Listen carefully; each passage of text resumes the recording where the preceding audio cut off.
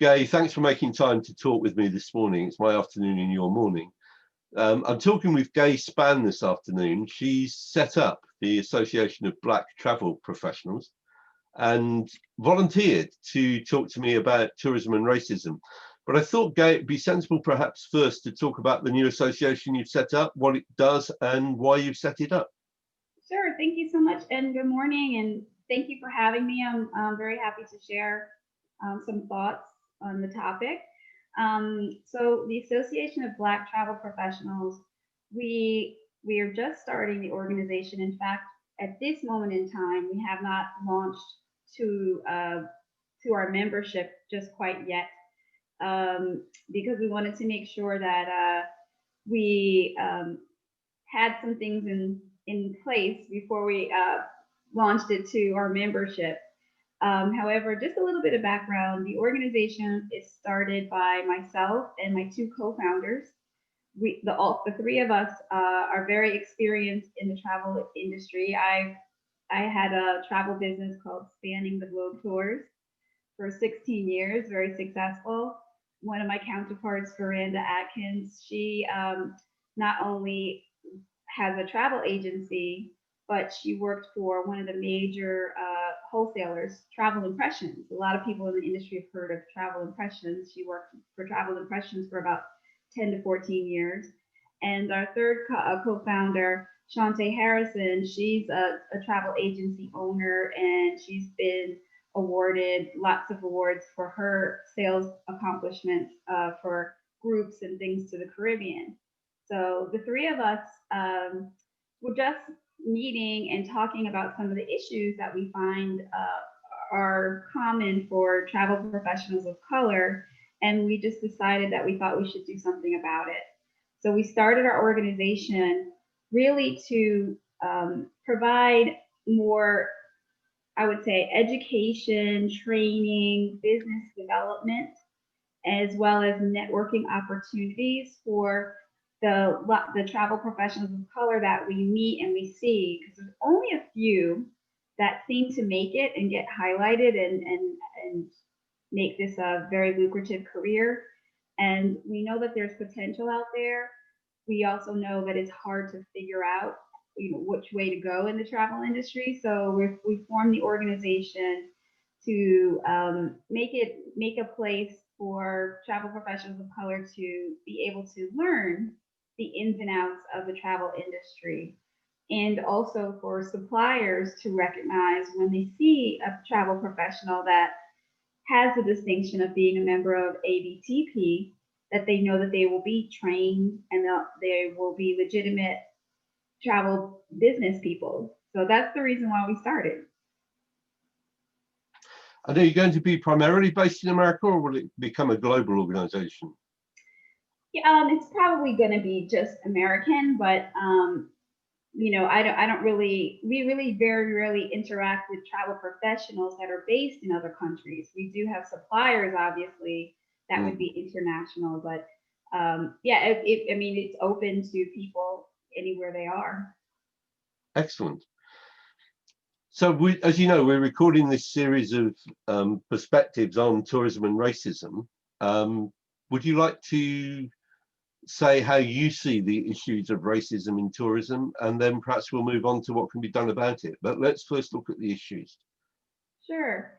I think I mean, it's been widely regarded that there are issues of, not a lot of representation of people of color in the travel industry, particularly in leadership roles.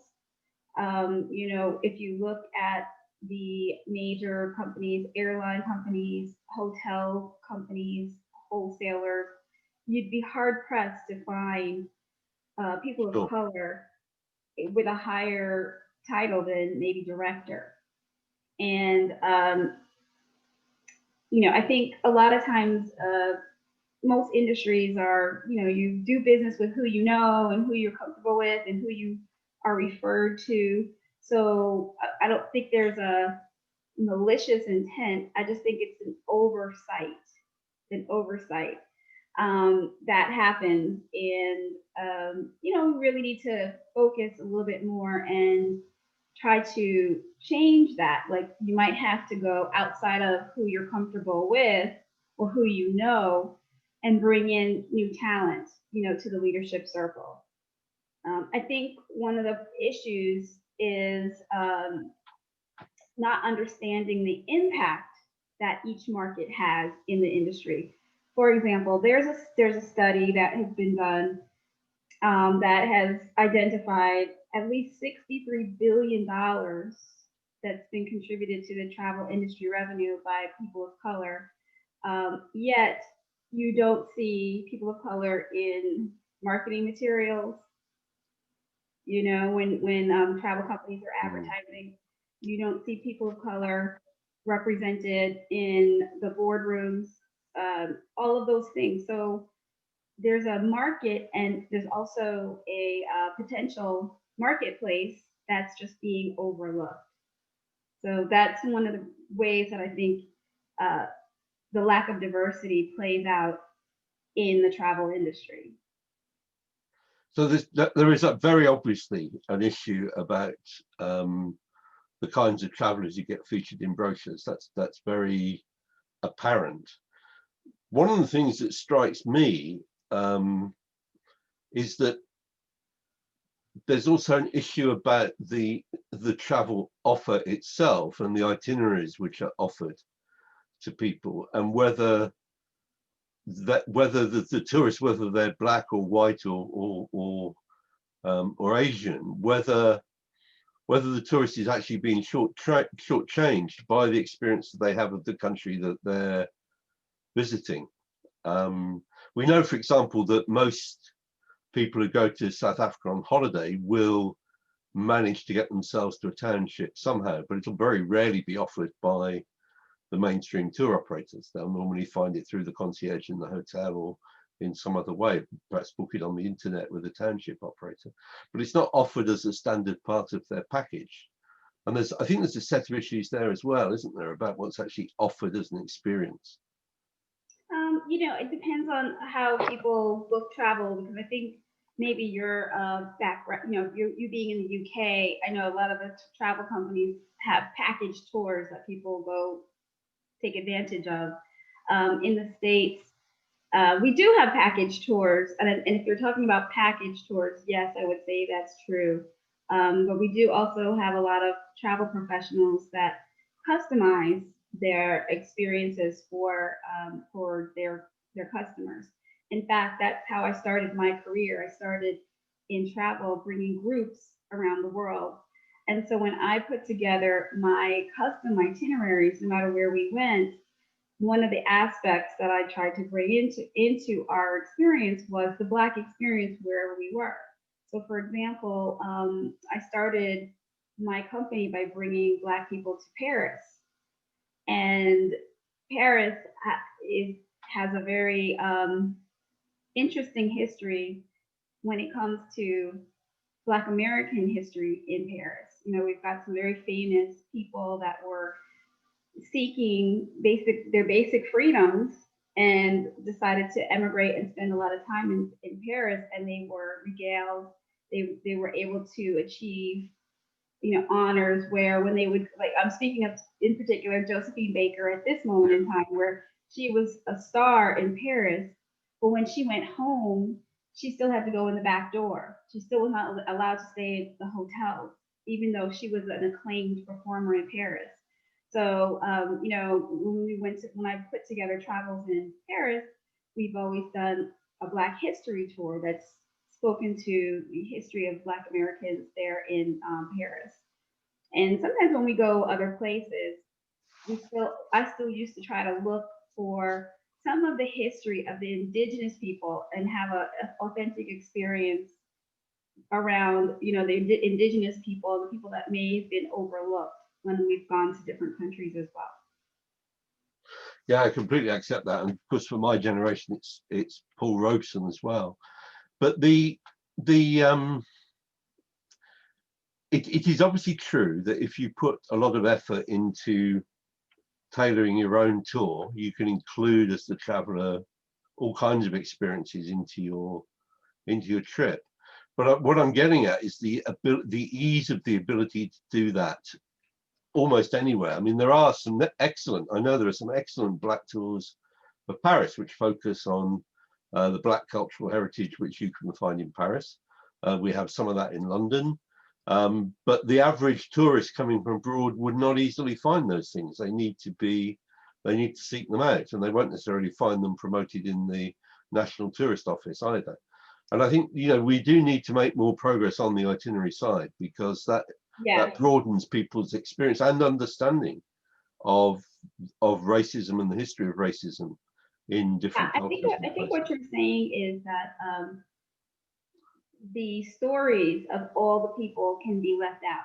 Yes. Like I think that's what you're getting at. That like if you're an American and you go to a tour of London and England, right? The story is the Queen and the King, you know, the royalty, but the story is not about the Caribbean people that came.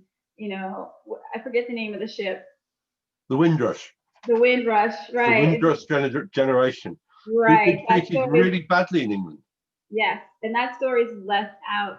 It's kind of put as an other thing you can find out, but this is English history, just about the kings and the queens, and it's not just England. So you know, I'm just using that as an example, but that's not. It's very true in America, because I've had that experience myself, touring in Charleston. Most recently, I went to Charleston, and I took two different tours. I took one tour that was a mainstream walking tour of Charleston, and it was good information, but there was a little part about slavery. Yeah. And it was very, you know, over whitewashed, kind of overdone, like it wasn't a big deal or this type of thing. And then later in the day, that same day, I took a tour highlighted by a black tour company, and they kind of brought into perspective more of the real ramifications of slavery and the slave trade, because Charleston is actually the port where the majority of black people were enslaved. Black people were traded, came in through the port of Charleston. Like it had a very, very large role in the slave trade. And for the mainstream tour to downplay it is really not fair. It's not truthful either. I think it is a real problem about trying to give people a balanced and complete experience of a country is one of the challenges for us in travel and tourism. If we're talking about using travel and tourism to broaden people's minds, then we need to put some effort into that, because otherwise you can just find yourself reinforcing prejudice, I think. Yeah, and I think in terms of what our organization is trying to do, there are a lot of people of color that are in the industry that do a really good job, that work very hard, and